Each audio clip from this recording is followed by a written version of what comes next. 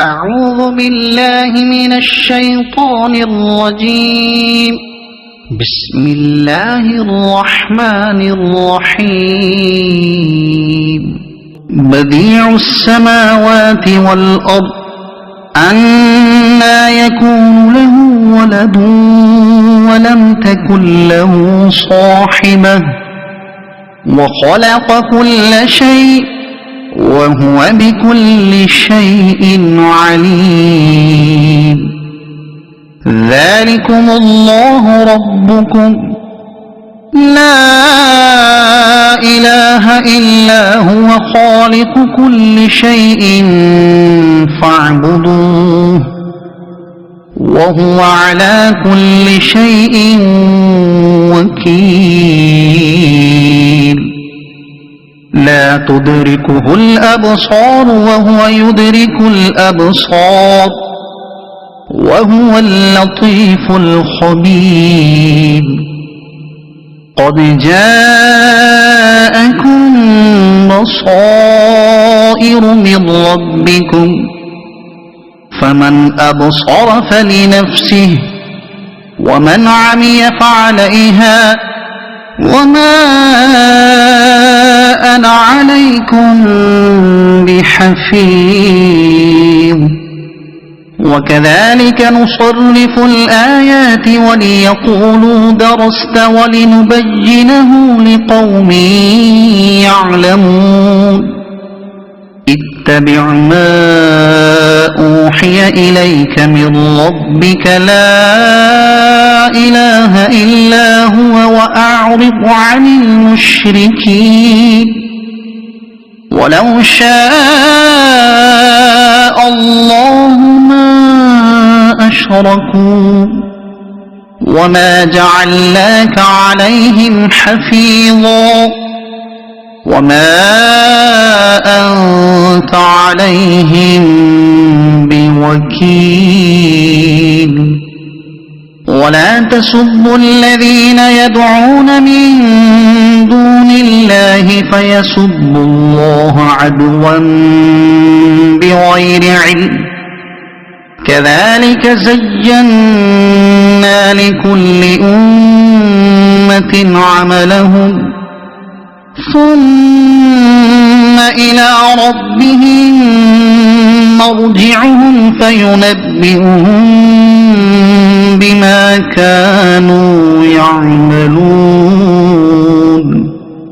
وأقسموا بالله جهد أيمانهم لئن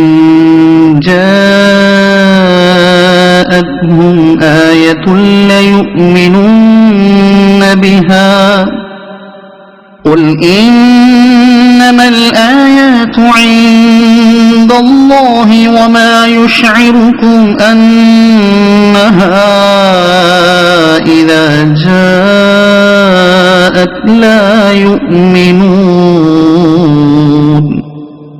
ونقلب أفئدتهم وأبصارهم كما لم يؤمنوا به أول مرة ونذرهم في طغيانهم يعمهون.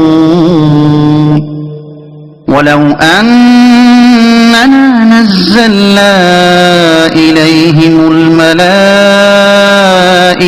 وكلمهم الموتى وحشرنا عليهم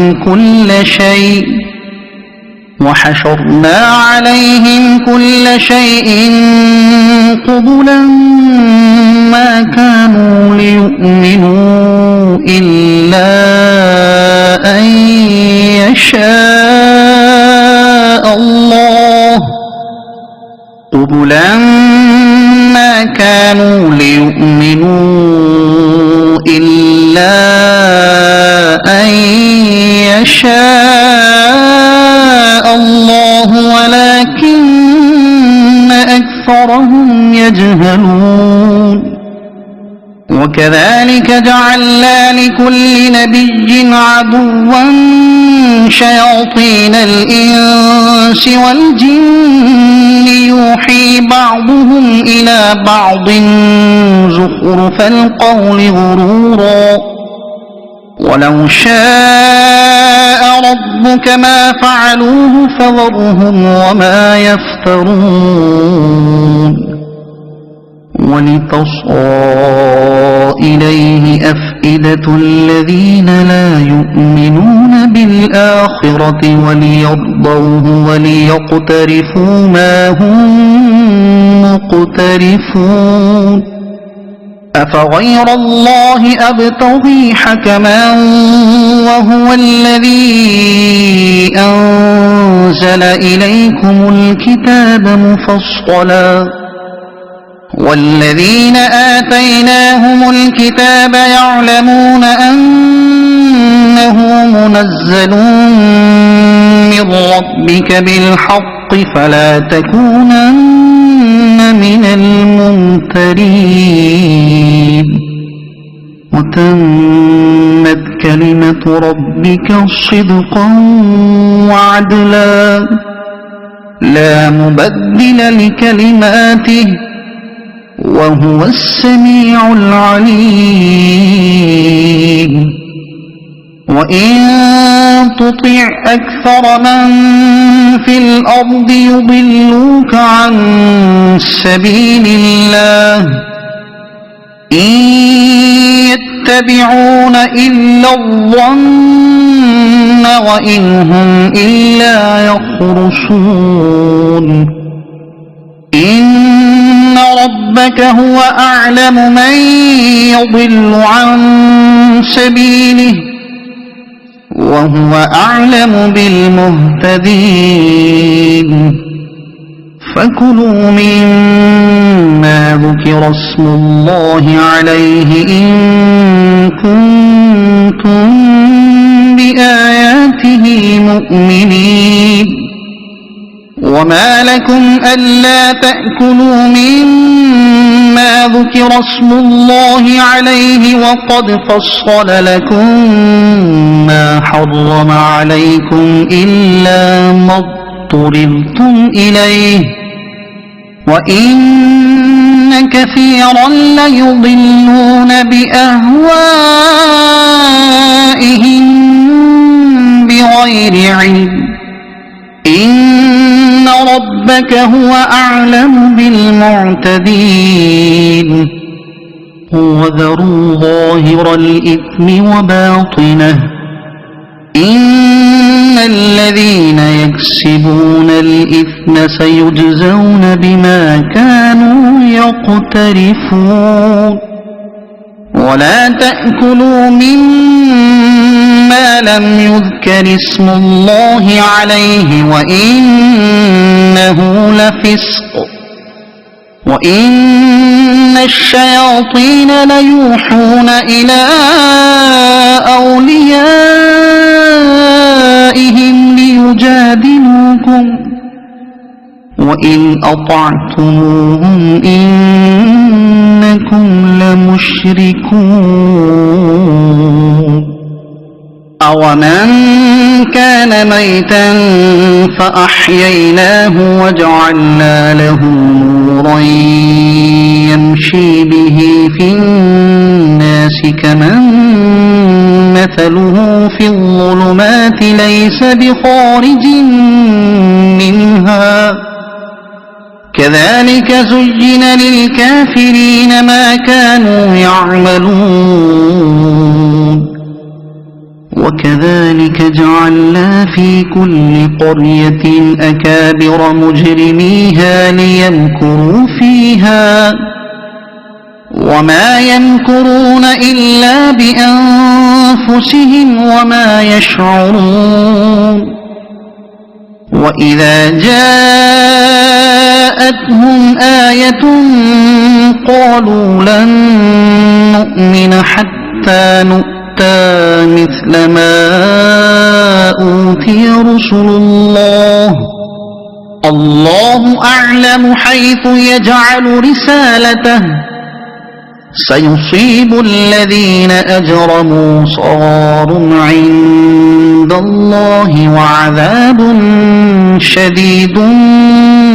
بما كانوا يمكرون فمن يرد يرد الله أن يهديه يشرح صدره للإسلام ومن يرد أن يضله يجعل صدره ضيقا حرجا كأنما يصعد في السماء كذلك يجعل الله الرجس على الذين لا يؤمنون وهذا صراط ربك مستقيما قد فصلنا الآيات لقوم يذكرون لهم دار السلام عند ربهم وهو وليهم بما كانوا يعملون ويوم يحشرهم جميعا يا معشر الجن قد استكثرتم من الإنس وقال أولياؤهم من الإنس ربنا استمتع بعضنا ببعض وبلغنا أجلنا الذي أجلت لنا قال النار مثواكم خالدين فيها إلا ما شاء الله إن ربك حكيم عليم وكذلك نولي بعض الظالمين بعضا بما كانوا يكسبون يا معشر الجن والإنس ألم يأتكم رسل منكم يقصون عليكم آياتي وينذرونكم لقاء يومكم هذا قالوا شهدنا على أنفسنا وغرتهم الحياة الدنيا وشهدوا على أنفسهم أنهم كانوا كافرين ذلك أن لم يكن ربك مهلك القرى بظلم وأهلها غافلون ولكل درجات مما عملوا وما ربك بغافل عما يعملون وربك الغني ذو الرحمة إن يشأ يذهبكم ويستخلف من بعدكم ما يشاء كما أنشأكم من ذرية قوم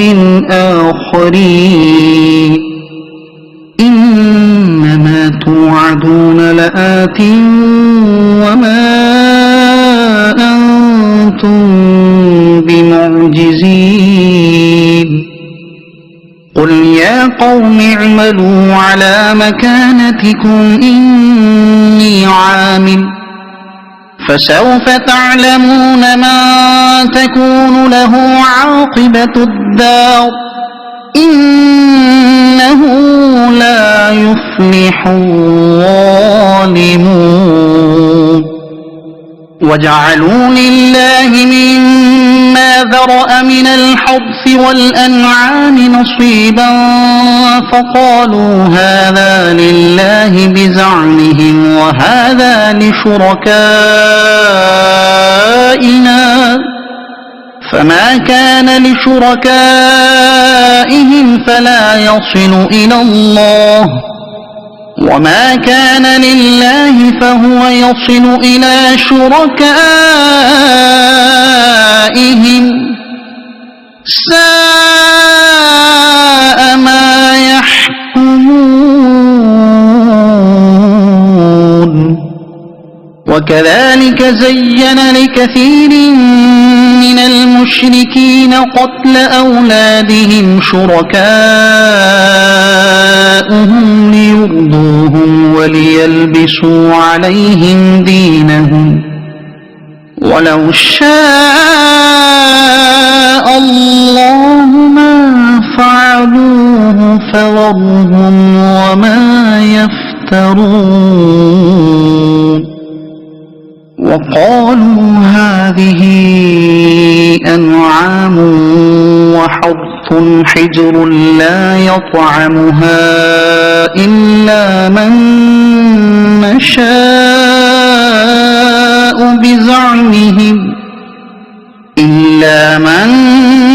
نشاء بزعمهم وأنعام حرمت ظهورها وأنعام لا يذكرون اسم الله عليها افتراء